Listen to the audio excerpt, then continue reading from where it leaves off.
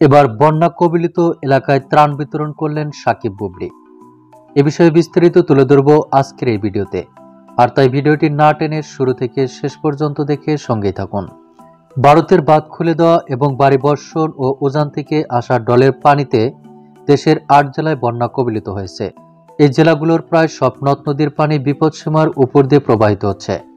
বিভিন্ন স্থানে সড়ক ভাঙন ও পানি ওঠায় যোগাযোগ বিচ্ছিন্ন হয়ে গেছে।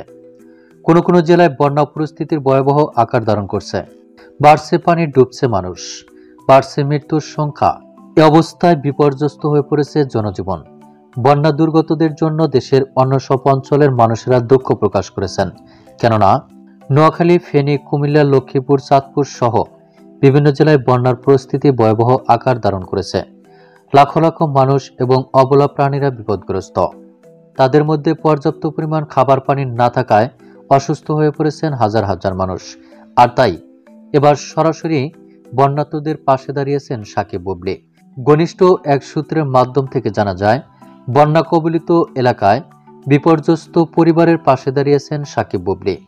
একসঙ্গে অসংখ্য পরিবারে ত্রাণ বিতরণ করেছেন সাকিব বুবলি। এমনই একটা আলোচনা উঠে এসেছে সোশ্যাল মিডিয়ায়। তো প্রিয় দর্শক, এ বিষয়ে আপনার কি মন্তব্য তা আপনার ধারণা মোতাবেক কমেন্ট করে জানিয়ে দিন নিচের কমেন্ট বক্সে।